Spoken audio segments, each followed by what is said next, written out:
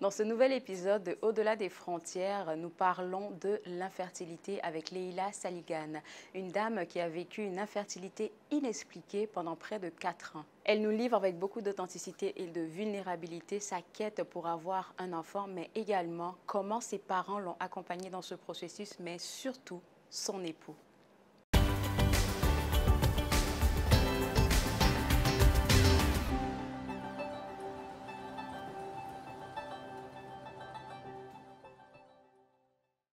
Bonjour et bienvenue à cette émission Au-delà des frontières. Et aujourd'hui, notre thématique sera Au-delà des frontières de l'enfantement. Comme je l'ai dit en tout début de l'émission, avec moi, Leila Saligan, qui a accepté de partager son histoire de manière authentique. Et puis, on va essayer de ne pas pleurer parce qu'il y a une issue heureuse à cette histoire que tu vas partager avec nous. Et tout d'abord, j'aimerais te poser la question de savoir pendant combien de temps tu as vécu une période d'infertilité? Je dirais que la période d'infertilité, consciemment, je l'ai vécue en 4 ans et demi, 4 ans, 4 ans et demi, inconsciemment depuis le début, de mon mariage. Parce que quand je dis consciemment, c'est-à-dire que c'est à partir de 2019 que j'ai vraiment su que je rentre dans un parcours d'infertilité ou d'infertilité, on va en parler, infertilité inexpliquée. Mais avant, c'était juste des essais.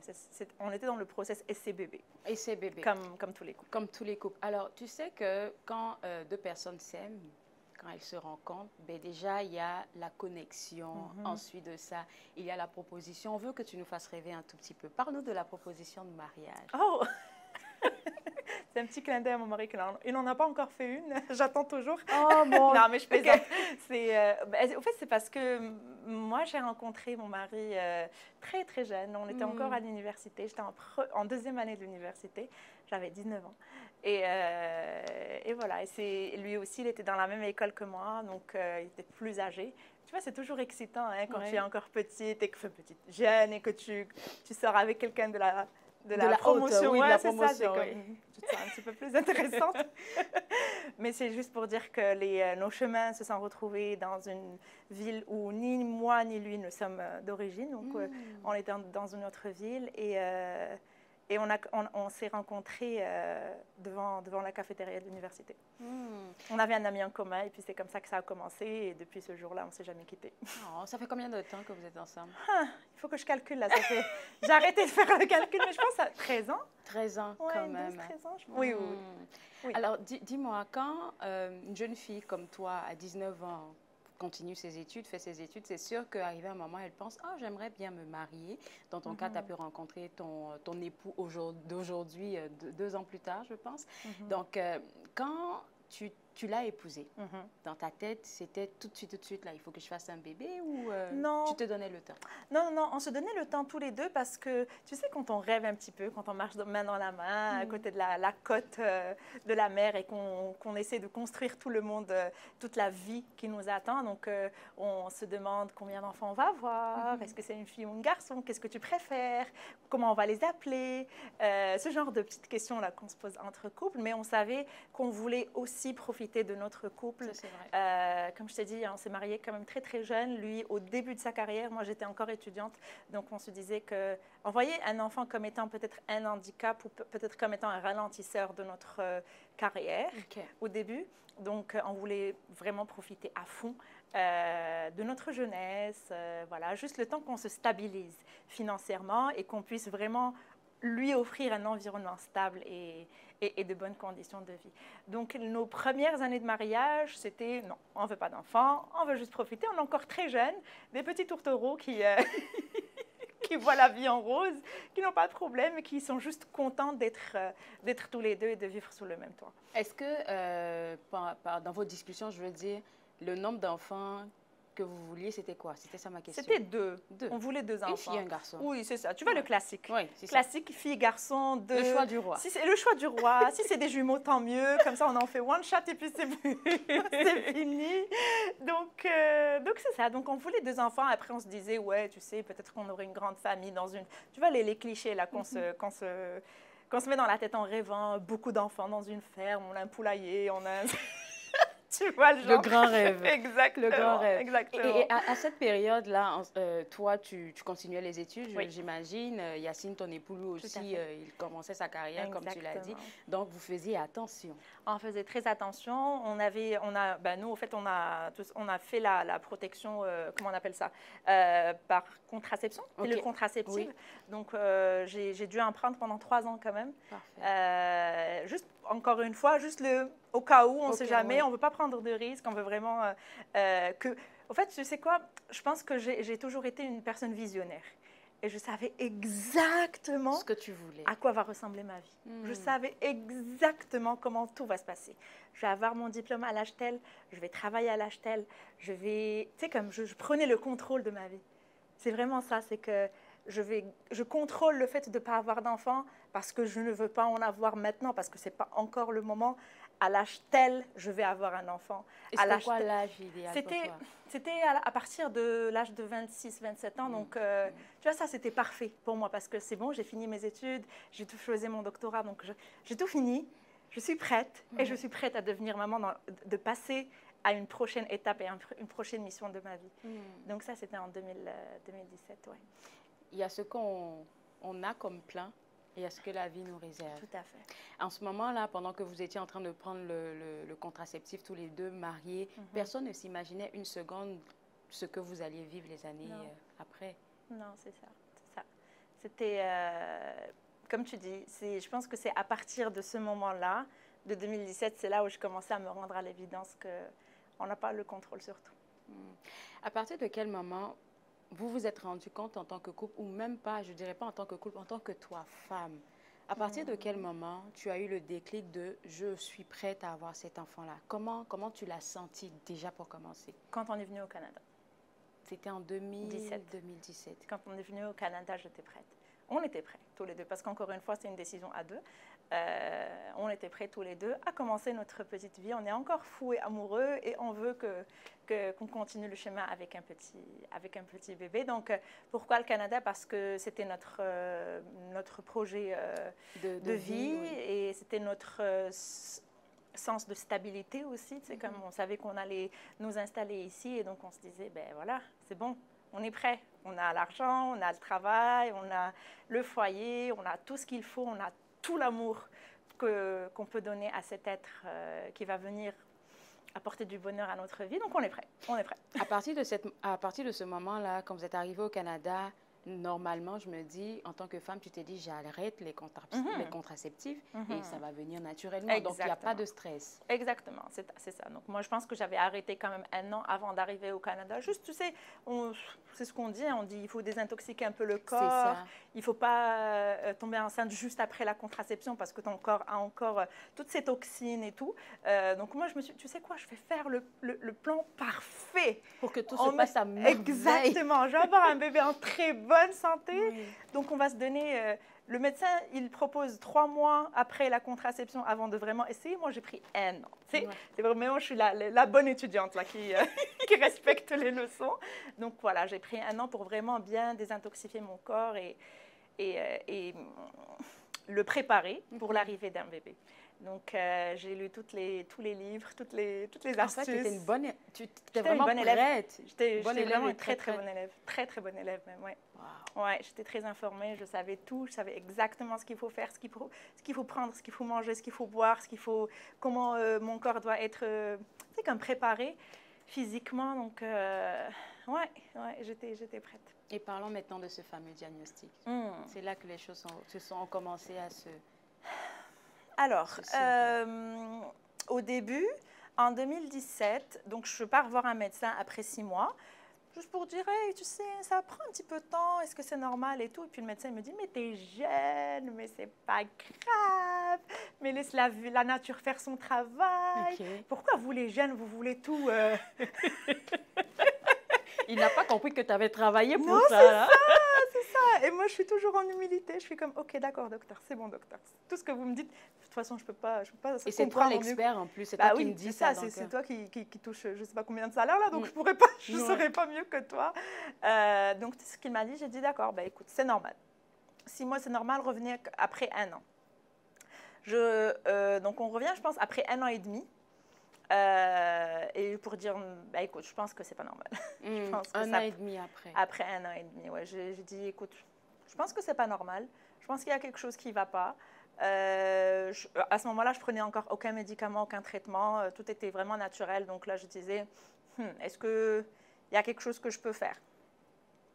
Et là encore, je pense qu'on pourrait, je ne sais pas si on va en parler, mais c'est le clash des systèmes de santé. Oui, on va en parler un peu plus tard. Mais j'ai envie Ouais. de faire même une pause ici pour te demander, durant ces un an et demi là d'attente, parce que le médecin disait que c'était naturel, il fallait laisser faire la nature et tout ça, est-ce qu'il y a eu des moments où tu as cru être enceinte et que ce n'était pas le cas? Oui, beaucoup même, beaucoup. Et ça, c'est drôle, hein, parce que les femmes qui sont en essai de bébé, on leur dit de ne pas stresser. Parce qu'on dit que le stress, c'est le plus grand ennemi de la grossesse. Mais c'est faux, parce que tu ne peux pas ne pas stresser. Quand tout ce à quoi tu penses, c'est bébé. C'est bébé. Tout tourne autour de ça. Ta vie tourne autour de ça. Quand tu rentres à la maison, tu imagines cette chambre pour bébé. Quand tu vois des bébés à l'extérieur ou des parents avec des enfants au lycée, tu imagines déjà, tu te visualises déjà dans cette situation. On va faire une pause ici et tu vas m'expliquer comment tu te visualisais dans cette situation juste après. Vous regardez Au-delà des frontières.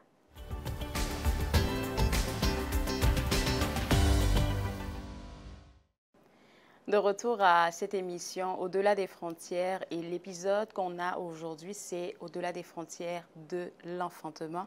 Plus précisément, on va dire de l'infertilité avec moi, Leila Saligane, qui nous partage en toute authenticité et merci en toute vulnérabilité même ton parcours pour devenir maman. Parce que vers la fin, je te dis, il y a de bonnes nouvelles. mais oui, c'est ça. On reste sur ce volet-là où est-ce que tu disais que le médecin que vous avez vu ici au Canada t'a demandé de rester tranquille, de faire confiance à la nature. Mais toi, en tant que femme, tu sentais que une année et demie d'attente, c'était pas normal. Non, c'est ça exactement. Et puis, comme je te dis, on parlait de stress, puis on parlait de comment qu'on demandait à la femme de ne pas stresser, de ne pas y penser. Ça va venir tout seul. Ne t'inquiète pas. Ça viendra au moment où tu t'y attends le moins. Tu vois le genre les happy stories qu'on entend autour de nous et ça arrive à tout le monde sauf à toi. Ouais.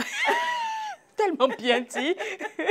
Puis vraiment, c'est ça. C'est que tu te dis, bah, moi, j'aimerais être l'histoire là que tu viens de me raconter. J'aimerais que ça soit moi. Et puis en ce moment-là, tu peux voir toujours des bébés par-ci, par-là, parce que c'est ça ton désir. Tu sais, quand tu veux acheter une voiture, une marque en particulier, c'est la seule marque que tu vois autour de toi. Et ben, imagine une personne qui attend un enfant, et ben, elle ne voit que ça autour d'elle. Et elle ne voit que ça, elle ne pense qu'à ça toute sa vie. Tu sais, et je dirais que le stress en plus, ou la difficulté d'une femme, c'est qu'elle a une responsabilité, c'est que son corps, c'est lui qui a cette responsabilité. Donc, tout ce qu'elle fait ou tout ce qu'elle ne fait pas peut agir comme étant un frein de grossesse. Donc, si elle mange beaucoup, c'est sa faute. Si elle stresse, c'est de sa faute. Si elle ne fait pas trop de sport, c'est de sa faute. Si elle fait trop de sport, c'est de sa faute. Si elle travaille beaucoup, si elle ne travaille pas beaucoup. Tu sais, c'est vraiment... c'est un gros poids. C'est vraiment un gros poids. Parle-nous de l'état de ta santé mentale à cette période-là. J'essayais du mieux que je pouvais de positiver, de garder, de garder vraiment de bonnes énergies autour de moi. Mais je te dirais qu'au fil des années, et là peut-être qu'on va avancer un petit peu plus dans les années, j'ai comme construit un mur autour de moi entre mon entourage et ma vulnérabilité. Je n'ai jamais montré ma vulnérabilité aux gens. À propos de ce sujet, pourquoi? Est-ce que tu penses qu'il n'allait pas le comprendre? Je pense que plusieurs personnes qui écoutent maintenant et qui passent par la même chose vont comprendre ça. On a honte parce que notre corps ne fait pas ce qu'il est censé faire. C'est naturel pour une femme de tomber enceinte et de mettre dans le monde un enfant. Mais toi, ton corps, il ne réussit pas à faire ça. Il y a cette honte, il y a cette gêne, il y a cette peur de jugement. Et il y a aussi le fait que tu as peur qu'on ne te comprenne pas et tu as peur qu'on te blesse par des mots. Et donc, c'est pour ça qu'au fil du temps, tu te construis un mur qui grandit, de protection. vraiment pour... tu ne veux pas être étiquetée comme la femme qui n'arrive pas à avoir des enfants. Et on vient toutes les deux de cultures africaines, je pourrais le dire. Et dans certaines cultures africaines, quand un couple n'arrive pas à avoir un enfant, peu importe la personne qui a le problème, c'est la femme. C'est toujours la femme. Comment toi, tu l'as vécu? Est-ce que tu avais du soutien du côté de tes parents ou bien il y a des personnes qui avaient des paroles? Tu sais, il y a souvent des paroles comme « je veux te piquer, mais je ne veux pas te piquer en même temps », qui te rappellent que tu n'as pas encore d'enfant. OK, alors c'est très simple. Déjà, l'infertilité, c'est un sujet tabou. Dans notre culture africaine, arabe ou africaine en général, mais je pense que c'est tabou un petit peu partout. Même ici en Amérique du Nord, ça reste quand même un sujet qui est tabou. On n'en parle pas ou on ne sait pas comment aborder ce sujet. Alors il y a deux éléments. Le premier élément pour moi, c'était mon mari, qui pour moi était non seulement un support, je pense que s'il n'était pas là, je me serais noyée dans une dépression, littéralement. Et je pèse mes mots quand je parle de dépression. Là, c'est pas juste « oh non, je suis triste, je vais être en position fœtale dans mon lit, je pleure ». Non, non, non, non. Je parle de vraie dépression. Et j'ai même lu des études, je t'avais dit, je suis une bonne élève, qui disent que les personnes qui sont atteintes d'infertilité, ils vivent au même niveau de détresse et de stress mental qu'une personne atteinte d'un cancer. Incroyable. Vraiment. Et ils sont vraiment au même niveau. Donc lui, il a toujours su dire le bon mot au bon moment. Et des fois, c'est pas juste le mot, c'est juste un geste. La présence. C'est vraiment juste sa présence. Il n'a pas trop parlé, mais il était là. Il était là et il a toujours cru que ça allait marcher un jour. Là, tu envoies un message assez fort, là, que c'est important que le couple même soit assez solide pour ne pas que les opinions extérieures, parce que l'infertilité peut briser bien des couples. Énormément. C'est un très, très grand défi pour les couples, vraiment. Parce que des fois, la raison d'être d'un couple, la continuité du couple, c'est quoi? Un enfant, créer la famille. Exact, c'est la progéniture. Si elle n'est pas là, à quoi bon on est ensemble? Et tu as aussi des fois cette culpabilité, je vais le dire, veux pas, tu te dis, cet homme, il mérite d'avoir des enfants. Il faut que je le laisse partir. Peut-être que c'est pour une raison qu'on n'a pas eu un enfant. Peut-être qu'il va en avoir avec d'autres personnes. Est-ce que tu as eu ce genre de pensée? Bien sûr, bien sûr. Est-ce que tu lui en as parlé? Pas vraiment.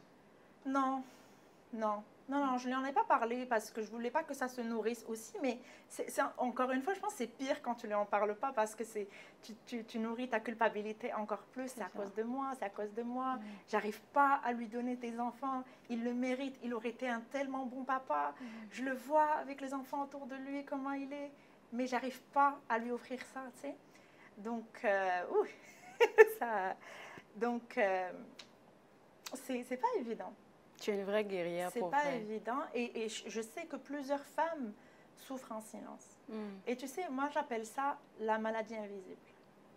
C'est vrai. C'est une cicatrice invisible que les femmes vivent. Je dirais aussi les hommes, j'ai pas envie d'invalider ce que les hommes vivent.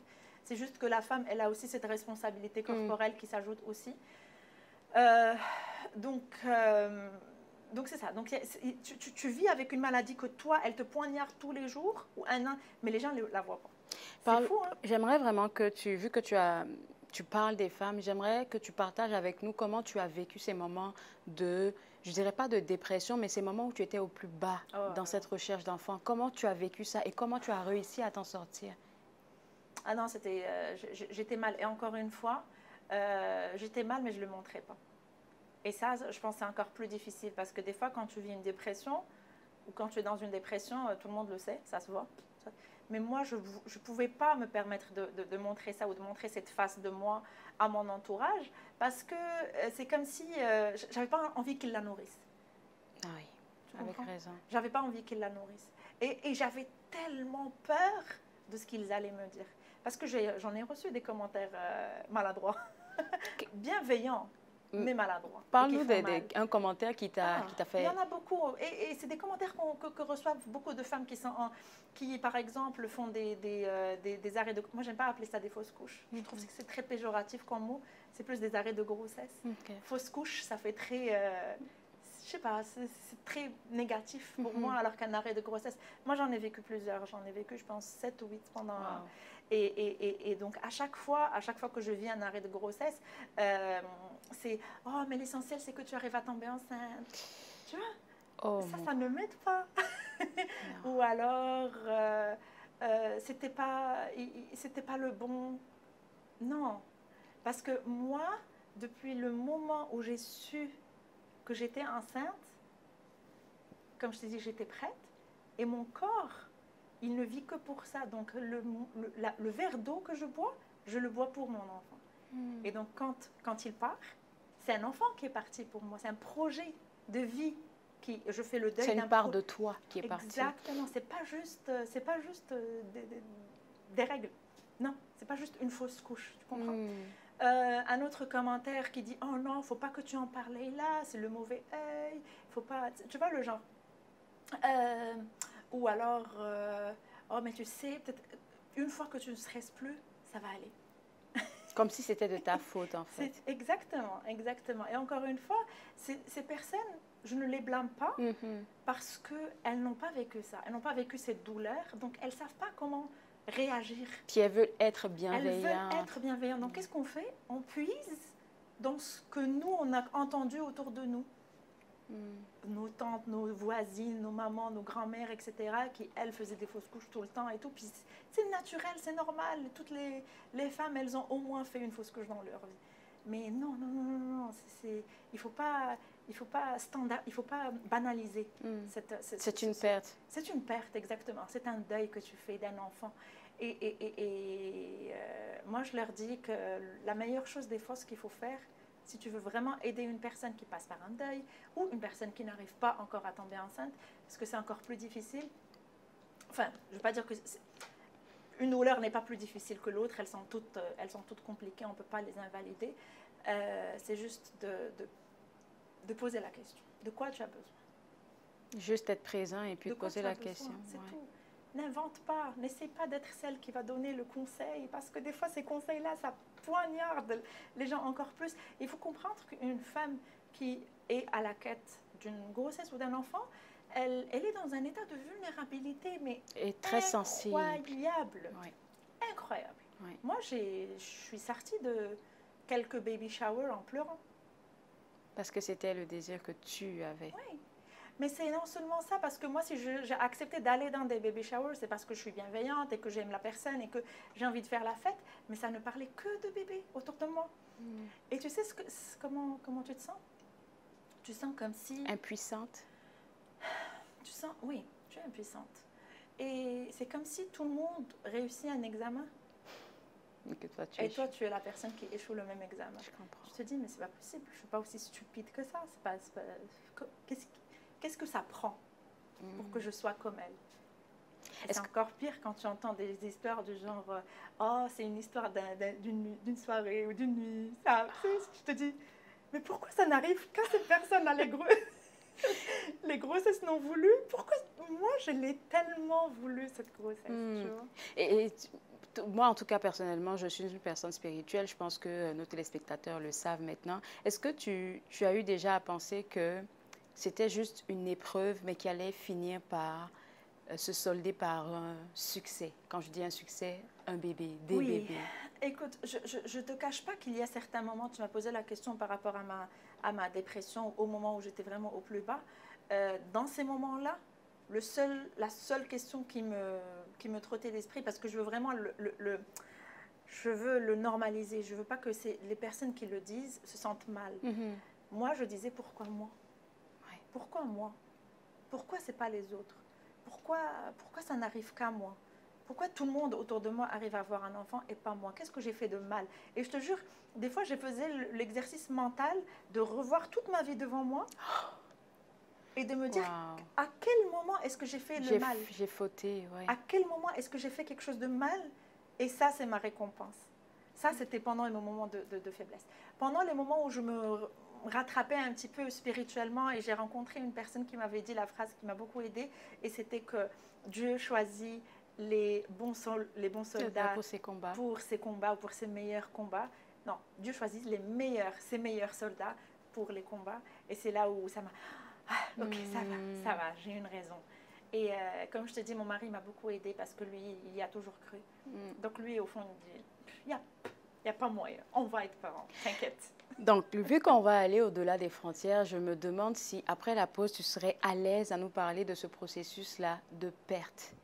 Parce que avant d'arriver à ce beau cadeau, oui, je viens de le dévoiler, on a eu un beau cadeau vers la fin de cette histoire-là. Mais avant d'en parler, j'aimerais qu'on parle ensemble, qu'on refasse le processus ensemble de ces différentes pertes-là. Pour que tu puisses partager ton histoire, mais également pouvoir aider d'autres femmes qui passent par par la même affaire, en tout cas. C'est bon? Ça marche. On revient juste après la pause. Vous regardez au-delà des frontières de l'enfantement. De retour à Au-delà des frontières de l'enfantement avec toujours Leïla Saligan, mon invitée qui s'ouvre avec vulnérabilité et beaucoup de sensibilité sur son parcours, son processus pour avoir un bébé, de son infertilité. On va dire, tu as donné un terme à cette infertilité qu'on t'avait détectée. C'était quoi l'infertilité? Inexpliquée. Bon, là, je tombe de ma chaise. Là. OK, infertilité inexpliquée, là, ça devient... C'est vraiment un terme scientifique pour dire qu'ils n'ont pas trouvé qu'il n'y a aucune raison visible et comme ils n'arrivent pas à mettre le point sur quelque chose, tout va bien. C'est comme tout va bien, mais j'arrive pas. Beaucoup de couples souffrent de ça. C'est vraiment... moi, je ne le savais pas, mais je ne connais pas les chiffres, mais énormément de couples souffrent de cette infertilité inexpliquée où tout va bien chez la femme, tout va bien chez l'homme, tout va bien chez les deux. Parce que des fois, il y a des couples qui ne sont pas compatibles. Compatibles, oui. Comme leurs chromosomes ne sont pas compatibles. Mais d'autres couples, c'est très compatible. C'est juste que ça ne fonctionne pas. Et ça s'appelle l'infertilité inexpliquée. Et quand tu reçois un diagnostic comme ça, comment tu te sens? Ben, écoute, je me sens abandonnée par la science. Parce que pour moi, c'est juste un terme que les scientifiques ont sorti pour avoir la conscience tranquille et bien dormir le soir. Mais moi, ça ne règle pas mon affaire. Wow. Ça répond à aucune de mes questions. Au contraire, tu sais, des fois, je disais, j'espère que dans un des tests, ils trouvent quelque chose. J'espère vraiment qu'il y a quelque chose de tu sais, comme de tangible qui pourrait t'aider à comprendre la situation. Au moins, je mettrais le doigt sur ça, je me dirais, OK, on va se concentrer sur ça, on va essayer de régler ça avec peu importe les moyens, les médicaments, la science, tout ça. Mais quand c'est inexpliqué, et c'est la science même qui te dit que c'est inexpliqué. Ça s'appelle unexplained infertility, ouais. Wow. C'est vraiment un terme scientifique où ils te jettent comme ça dans l'air, ils te disent, attends ton tour, ou pas. Alors, comme j'ai dit avant la pause, on va revenir un peu, si tu es prête. Je sais que ça va être un peu difficile, mais j'aimerais qu'on refasse ensemble ce processus-là. On a un diagnostic de l'infertilité inexpliquée. Quelque temps plus tard, on continue à croire et on a une première grossesse. Parle-nous de cette première grossesse-là, la journée où tu as vu que le test était positif. Oh là là, c'est difficile. C'était un miracle. C'était vraiment un miracle. Et comme je te dis, j'ai tellement eu le temps de tout préparer. Je savais exactement comment je vais l'annoncer à tout le monde. On parle de la toute première fois. Je vais l'annoncer à mon mari, comment je vais l'annoncer à mes parents. Parce qu'encore une fois, ce bébé, c'était le premier bébé de la famille. Donc, mes parents allaient devenir grands-parents pour la première fois. Ma sœur allait devenir tante pour la première fois. Et nous, c'était notre joyau. Donc là, j'annonce ça à mon mari. Voilà, j'avais préparé toute une façon de le lui annoncer. Je m'étais réveillée à 3 h du matin pour refaire un test, juste au cas où. C'est comme je n'ai pas dormi de la nuit, cette nuit-là. J'étais excitée. J'étais aux anges. C'était un miracle qui était en train d'arriver. J'étais en train de... Mon corps, là, je me sentais superwoman. Tellement, je suis en train de préparer quelque chose au fond de moi, tu sais. Et j'avais tellement de plans. Tout, comme je te disais, je suis une visionnaire. Tout était bien tracé dans ma tête. Comment allait se passer le premier mois, le deuxième mois, jusqu'à la fin. Vraiment, j'étais une très bonne élève. Et donc, j'annonce ça à mes parents dès le premier... Je pense après une semaine, même pas, 2-3 jours après. J'annonce à ma sœur, elle crie de joie. Toute sa vie va changer, là, tu sais, comme... Parce que tout le monde attendait ce bébé miracle, là. On n'en a jamais parlé. On n'a jamais parlé de notre quête d'avoir un enfant. Comme je te dis, parce qu'encore une fois, c'est tabou dans les familles. Et puis, eux, peut-être qu'ils le voient notre gène, mais on n'en parle pas. Et donc là, c'était comme, oh mon Dieu, j'étais sûre. Tu sais. Mes parents, je les ai appelés. J'ai demandé à ma sœur de les filmer pour filmer leurs réactions. Ils avaient pleuré de joie, tu sais. Ils se prenaient dans les mains et tout. C'était waouh, je voyais. Et encore une fois, c'est pas juste le moment de. C'est pas juste le fait que moi, je vais devenir maman, mais c'est enfin, je vais leur offrir ça. Parce que je rêvais tellement de leur offrir cette joie, tu sais. Je sais pas pourquoi, mais j'ai des frissons, mais on va aller à la partie la plus difficile. Ouais, et donc là, quelques semaines, je dirais, on a passé quand même un bon premier trimestre, tout allait très bien. J'avais des nausées, mais j'étais super contente d'avoir des nausées. Mais oui, Tu mais vois, oui, le genre, oui. toutes les choses dont les mamans ou les futures mamans Se se plaignent. plaignent. Et moi, j'étais comme, yes, je vomis, yes. Tu vois. Et donc, un bon jour comme ça, vraiment, j'étais au travail, je venais de sortir d'une rencontre au travail, et puis là, je sens qu'il y a quelque chose qui ne va pas, j'ai aux toilettes, et là, je vois que, voilà, ben, que je saignais. Toute la terre tournait autour de moi, je ne savais pas quoi faire, je ne voulais pas y croire, c'était pas possible. Non, c'est pas possible. C'est impossible que ça arrive. Au contraire, je lui parlais, je fermais les yeux, je lui parlais. S'il te plaît, reste, je serai une très bonne maman. Promis, promis, promis, je serai une très, très bonne maman pour toi, s'il te plaît, reste. C'était vraiment ça que je répétais tout le temps. J'ai pris un Uber pour aller aux urgences. Et je lui disais, s'il te plaît, reste, s'il te plaît, reste, s'il te plaît, reste. Et là, mon mari me rejoint à l'urgence. Bref, tout ça pour dire que par la suite, on m'annonce que le cœur a arrêté de battre. Et comment tu te sens? J'ai la vie s'est arrêtée pour un moment. Je ne sais pas si oui, mais la vie s'est arrêtée pour un moment, vraiment. Et comment je vais te dire, j'étais triste, j'étais mal, et j'étais encore plus mal parce que les autres ne voyaient pas ma douleur. Personne n'a vu ma douleur. Et ça, je pense que ça me faisait encore plus mal que le fait de perdre l'enfant, parce que je me rappelle, j'avais même écrit toute une lettre pour dire, parce que moi, je ne suis pas dans la confrontation, donc j'écris plus. Et là, je leur ai dit, vous savez, si je m'étais coupé le doigt, vous alliez venir pour me voir ou au moins m'appeler pour me dire comment ça va, tu sais. Mais parce que c'est un bébé qui est parti, c'est normal. Est-ce que c'est parce que vous êtes gêné ou parce que il faut m'expliquer là, parce que c'est pas normal. Tu t'es pas sentie soutenue? Non. Ok. Non, vraiment pas. Mais encore une fois, après conscience et après beaucoup de travail sur moi-même, j'ai compris que c'était pas de leur faute. La gêne. Il y a la gêne, il y a je sais pas quoi faire, je sais pas quoi dire. Et c'est là où j'avais décidé de dire non, tu sais quoi, je vais être la voix de ces personnes. Et là, je vais dire à ces gens qui sont autour, qui normalement entourent les parents qui viennent de perdre un enfant, voici ce qu'il faut faire. Et qu'est-ce qu'il faut faire, Leila? Premièrement, demander. Premièrement, demander. Il n'y a aucun mal à demander. Qu'est-ce que je peux faire pour toi? Juste dire, je ne peux pas comprendre à quel point c'est douloureux pour toi. J'admire ta force, j'admire ton courage et je suis là. Peu importe ce que ça prendrait, si tu veux, mets-toi par terre, je me mettrai par terre à côté de toi. Si tu veux, on peut rester en silence. Tu as besoin de manger, je t'apporterai à manger. Tu as besoin de sortir, tu as besoin d'un câlin, c'est tout. Et des fois, ça ne prend que ça.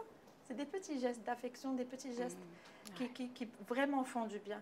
Et nous, quand je dis nous les personnes qui sont passées par des pertes, il y a un peu d'ego, il y a un peu de « oh non, ça va, je ne demande pas de l'aide, c'est pas grave, je vais en sortir toute seule, je suis forte, je suis une superwoman, peu importe, je vais y arriver », tu vois. Donc, si tu vois que moi, je ne viens pas te demander de l'aide, ben, viens à mon secours.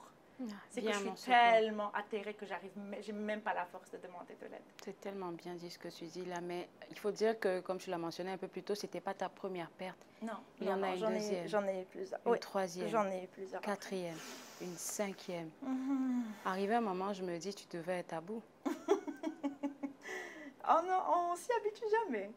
Parce que ça fait toujours mal de perdre. Oui. Sauf que c'est vrai que le premier coup, il est le plus difficile parce que tu annonces à tout le monde et tout. Et après, il y a aussi la douleur de re-annoncer à tout le monde la perte, ce que moi je trouvais le plus difficile. Définitivement. Vraiment, c'était ça. D'ailleurs, c'est là où j'ai compris pourquoi les gens, ils n'annoncent pas juste après leur premier trimestre. Avant, je ne savais pas ça. Ça, par contre, c'est un truc que j'avais manqué dans mes recherches. Je ne savais pas. Mais les gens, ils n'annoncent pas leur grossesse juste après qu'ils aient fini le premier trimestre parce que le premier trimestre, c'est là où il y a le plus de chances de perte. Donc, ils se disent, OK, on va garder ça pour nous au cas où il y a quelque chose qui se passe. Au moins, c'est juste moi et le papa. On va gérer notre douleur. Mais quand tu l'annonces à tout le monde, il faudra annoncer encore à tout le monde là, et gérer mentalement leur tristesse. En plus de la tienne. Ouais, ouais. Ouais. Mais comme je te dis, le premier coup est toujours le plus difficile.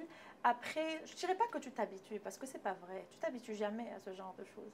Et moi, je dis à mon mari, je dis, moi, quand on ira au paradis, là, je vais avoir plein d'enfants qui m'attendent. J'ai beaucoup d'enfants. Mais c'est vrai, je le crois sincèrement. Je crois sincèrement qu'ils sont là et qui m'attendent, parce que pour moi, ce sont des enfants. Ce n'est pas juste des... C'est pas juste... des chromosomes non complets. Non, ce sont des enfants. Tu as mentionné un tout petit peu au début de notre conversation, je vais dire le système ici par rapport aux hôpitaux. Bon, après 4, 5 pertes, arrêt de grossesse, ben, qu'est-ce qui s'est passé avec l'hôpital? C'est là où on a commencé à au moins dire, ah ok, je crois que c'est là, il a vraiment quelque chose. Je dis, enfin, ça a été long. Attention. Ça a été très, très long, oui. Ouais. Mais après, on est parti vers la comment on appelle ça? Donc, ce que m'avait dit le gynécologue, c'est que des fois, ça prend 2 personnes pour avoir un enfant, des fois, ça en prend 3. Et c'est le papa, la maman et le médecin. Et donc, c'était le cas pour nous. Et c'est là où, justement, on a décidé d'aller vers une PMA ou parcours médicalisé. Je ne sais pas comment ça s'appelle, mais c'est PMA en français. Mais voilà, il y a le in vitro, la fécondation in vitro, il y a je ne connais pas le terme en français, mais c'est bref, IUI en anglais. Où est-ce qu'on injecte? Exactement, exactement. Donc ça, c'est plus, c'est un traitement médical qu'on fait, c'est des opérations. Et ça a duré combien de temps depuis le moment où on a pris, on va dire, ton cas au sérieux, jusqu'au point où on est... Jusqu'au point où on ait cette première naissance, parce qu'il y en a eu. Il y en a eu, effectivement. Ben, pour qu'on me prenne au sérieux, ça a pris beaucoup de lutte avec mon médecin, parce qu'encore une fois, j'étais considérée jeune. J'étais dans la fin de ma vingtaine, début de ma trentaine. Je n'étais pas encore à risque. Et donc, quand je ne suis pas encore à risque, je ne suis pas une priorité pour le système de santé. Celles qui sont en priorité, c'est les personnes qui ont 40 ans ou vraiment dans la fin de leur trentaine. Donc, pour moi, j'étais comme, ça va, tu ne vas pas mourir de ça. Donc, tu peux rester tranquille dans ton coin, attendre ton tour. Mais à un moment donné, voilà, j'ai vraiment lutté. Je suis allée à la recherche du médecin qui allait m'écouter. C'était pas ici à Ottawa, on a dû faire les voyages à Toronto à chaque fois, mais on a enfin trouvé notre clinique, celle qui nous convenait. Donc, et c'est là où on a commencé notre parcours. Et en ce moment-là, on se disait, on y croit, on va continuer de se donner une chance. Toujours. Au fait, je pense que c'est pas évident pour une femme d'y croire toute seule. Ça prend quelqu'un. Ça prend quelqu'un qui la soutient. Vraiment, c'est pas évident. Donc, ça prend un papa ou un futur papa qui est là pour la soutenir. Et je pense que c'est le rôle de la maman ou de la femme, c'est d'enfanter ou c'est de concevoir ou de porter l'enfant dans son corps. Le rôle du papa, il est tout aussi important. Le rôle de l'homme, il est tout aussi important parce que c'est lui qui devrait supporter sa femme quand elle passe par là. Parce que là, on a parlé du parcours mental. On n'a pas parlé du parcours hormonal. C'est toute une autre histoire. C'est le chamboulement hormonal là, que... Les pauvres messieurs. C'est toute une autre histoire. Et encore une fois, tu n'y peux rien. C'est comme ça. C'est la nature qui fait que tu as des changements d'humeur, tu deviens très sensible à plusieurs situations. Donc, L'homme, c'est le coach. L'homme, c'est le Eh coach. oui, c'est le coach. Écoute, on arrive vers la fin de l'émission et je pense que c'est là qu'on va annoncer la bonne nouvelle. On a une belle petite surprise, un bébé miracle. Il est tellement chou, ce petit, oui.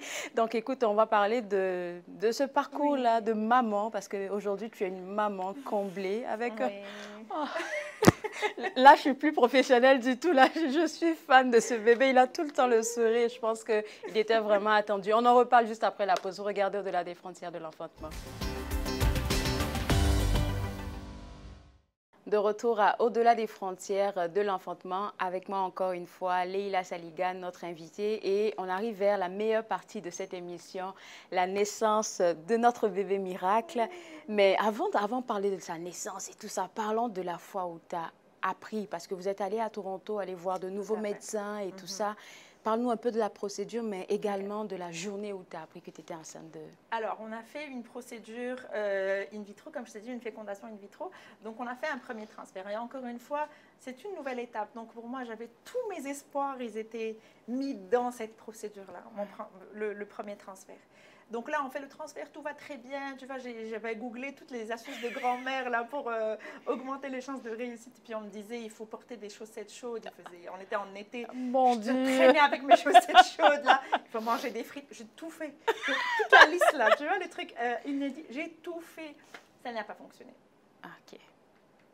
Ça n'a pas fonctionné. Test négatif. Et puis là, je dis, tu sais quoi? C'est bon, j'arrête. J'arrête d'y croire. Mais mon corps, il va juste... je vais donner mon corps à la science, mais mon mental, il n'y est plus. C'est comme arrivera ce qui arrivera ce qui arrive. C'est bon. Je suis immunisée maintenant contre tout. Donc, mais c'était quand même après 4 ans de recherche, 4 ans de... 4 ans de beaucoup de choses. Hein. On a fait beaucoup de choses, beaucoup de traitements, beaucoup d'hormones, beaucoup de plein de choses.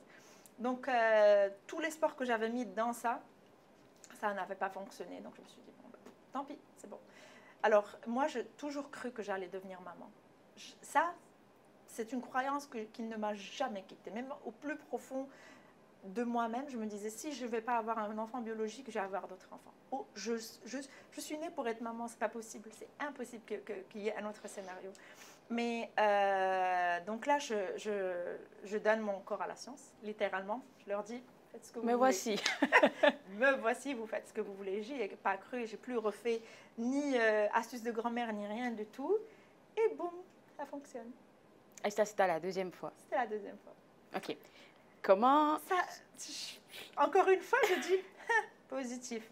Ok, bon, ça va partir dans quelques jours. Oh. Donc, j'y ai pas cru. Et là, c'est le petit qui a tenu un jour après l'autre. Et puis chaque jour, c'était un petit succès. Chaque jour qui se passait, c'était oh, « je suis encore jamais arrivée à cette semaine. De toutes mes grossesses, je suis encore jamais arrivée. » Et puis là, à un moment donné, je commence à voir mon ventre qui grandit. Et puis là, tu sais, et vraiment, tu sais quand est-ce que j'y ai cru? C'est au moment que je l'ai vu. Oui, parce que tu avais encore cette impression de « il va partir encore une fois ». Oui. Mais je ne sais pas, c'est vraiment bizarre. Avec Samy, j'ai senti une connexion beaucoup plus forte que toutes les autres. Ben, il te ressemble tellement, tu es toujours avec le visage rayonnant. Et j'ai vraiment envie de te poser la question de savoir au tout début, je ne sais plus à quel, je pense que c'est à 3,5, 4,5 qu'on commence à sentir le bébé qui bouge. Oh, Parle-nous plus. Ouais, 6 mois. Parle-nous de ce premier coup de pied que tu as ressenti. Encore une fois, c'était la première fois que je ressentais ça. J'avais encore jamais senti ça de toutes mes autres grossesses. Et c'est comme si, je sentais comme s'il me disait, je rêvais de lui beaucoup, la nuit. Je rêvais beaucoup, énormément. Je rêvais qu'il me parlait dans mon ventre. Ah oui? C'est fou, hein? Mais c'est vrai. C'est un ange. C'est un ange. Je disais, Yassine, peut-être qu'on a un prophète, on ne sait jamais. Mais ça peut être vrai. Mais c'est vraiment juste pour la blague. Mais je rêvais beaucoup de lui la nuit, puis j'entendais beaucoup de « Maman, je suis là, je suis là ». Je sais que c'est mon mental qui est en train de me réconforter peut-être, mais c'est ça. Je rêvais de ses petits pieds qui... Je sais pas, bref, j'avais vraiment des rêves très bizarres. Les mamans qui sont enceintes ou qui ont vécu la grossesse, elles ont des rêves bizarres. Donc, je sens mon bébé qui bouge. Est-ce que tu étais au travail, à la maison? C'était à la maison. C'était à la maison, j'ai senti le petit clic comme ça. Et c'était la première connexion entre nous, première communication. Et depuis, je pense que j'ai passé beaucoup de temps à lui parler, à lui chanter. Je lui faisais écouter beaucoup de musique. Encore une fois, je voulais que tout se passe bien. Je voulais avoir une grossesse très saine. Donc, j'ai beaucoup lu. Ouais. Encore une fois, je me suis documentée. Mais surtout, je me disais, il se peut que ça soit la dernière fois que je le vis. Donc, j'ai envie de le vivre pleinement. Donc, cette grossesse-là, je l'ai vraiment bien vécue. Je l'ai vécue de façon très consciente. Et sans stress aussi, parce que je pense que tu avais peut-être un tout petit peu de stress, mais lâcher prise, c'est ça le terme. J'ai vraiment fait le lâcher prise. J'ai mis toute ma confiance en Dieu parce que je me suis dit, je me rappelais, c'est lui qui a mis cet enfant dans mon ventre et c'est lui qui le protège. Donc, c'est le sien de toute façon. Donc, je vais juste me laisser aller et vivre le moment présent. Est-ce que les suivis à l'hôpital étaient des suivis normaux, comme toutes les mamans, où il y avait vraiment un suivi vraiment poussé, qui te mettait sous un stress? Au contraire, non, non, non. Je pense que c'était une bonne chose. J'ai vraiment eu un suivi normal, mais encore une fois, la stressée en moi a voulu être suivie par plusieurs personnes. Donc, j'avais une sage-femme, un gynécologue, une infirmière. T'avais de tout, J'avais de tout. J'avais un suivi en ligne virtuel avec une doula. J'avais vraiment tout. J'ai tout. Je voulais avoir toute une équipe autour de moi pour ce jour, mais je pense que je le mérite. Je pense que je le mérite. Définitivement. Et ouais, c'est ça. Donc là, j'ai rencontré mon petit Samy, qui est notre petit miracle, c'est un peu cliché de dire qu'il me remplit de bonheur, mais c'est vrai, il remplit toute la maison de bonheur. C'est vraiment un enfant très joyeux, très souriant. Il ne faudrait pas qu'on parle trop de lui parce que franchement, là, je pense que des gens vont courir à ta porte. On veut le voir, le petit miracle. Il est tellement adorable. Mais et si on parlait de la naissance? OK, là, tu es à l'hôpital. On s'attend que dans quelques heures, il y a quelqu'un qui va crier que, « Ah, tu es là! » Parle-nous de ce que tu as ressenti. C'est sûr qu'il y avait des pleurs. Énormément. Énormément. Je n'y croyais pas, au fait. Et je te jure, Claude, c'est vrai que j'étais en train d'accoucher, au moment de l'accouchement, à la salle d'accouchement. J'ai toute l'équipe autour de moi, les gynécos, les machins. Tout le monde était autour de moi. Et moi, j'étais dans le mode, mon corps fait évacuer un bébé. Et je n'y croyais pas encore. Et c'est vraiment au moment où ils l'ont mis sur mon buste comme ça, j'ai pleuré. Mes larmes, ce n'était pas juste parce que j'étais contente de le voir.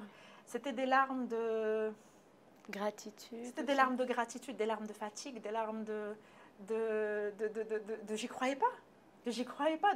C'est une surprise pour moi que ça arrive jusqu'au bout. Que vraiment, enfin, ça se réalise un jour.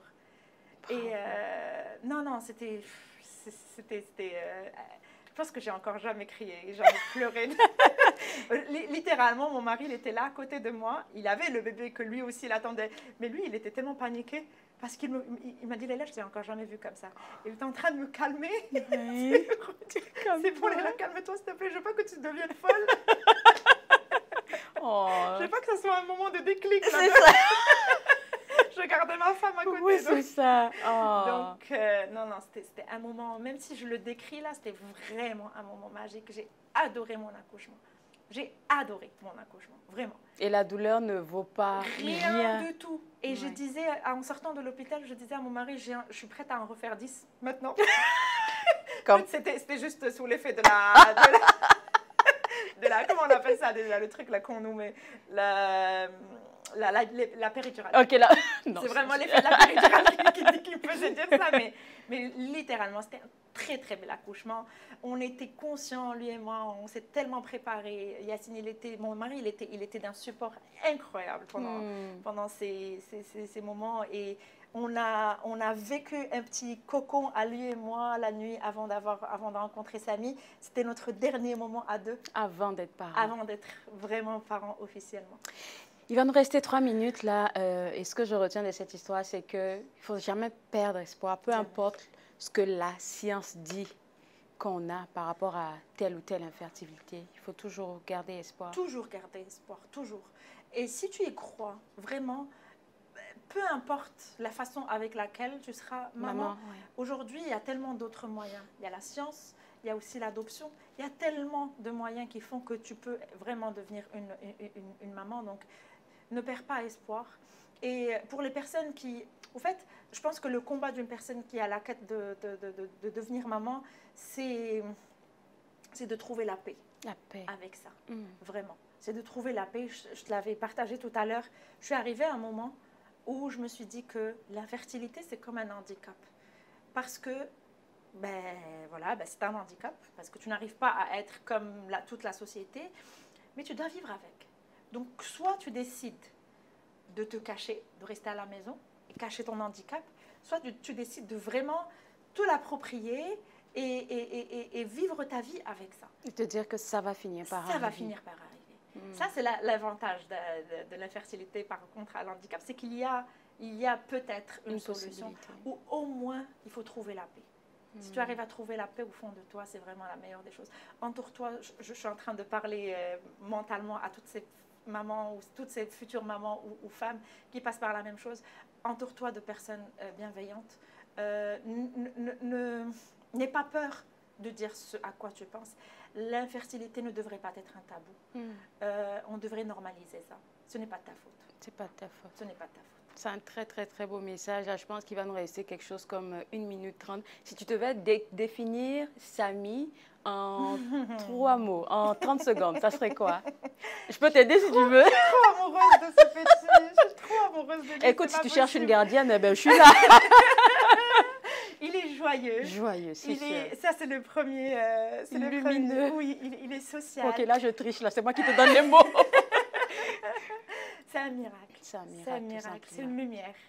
Samy, c'est ma lumière. Merci beaucoup, Leïla. Merci beaucoup d'avoir partagé avec tant d'authenticité et tant de vulnérabilité ton parcours, mais aussi le message d'encouragement à ces femmes-là. Et pour vous autres à la maison, écoutez, tout ce que je peux vous dire là, c'est que j'espère que vous avez pris des notes que vous allez relire pendant vos moments de doute. Je parle aux femmes qui vivent la même situation, qui vivent en ce moment la même situation que Leïla a vécue. Et puis, n'oubliez pas, comme elle a dit, forcément, il y a la lumière au bout du tunnel. C'était un très bel épisode. Au plaisir de se revoir et de se reparler pour un sujet aussi intéressant que celui d'aujourd'hui. Une prochaine fois. Bye bye.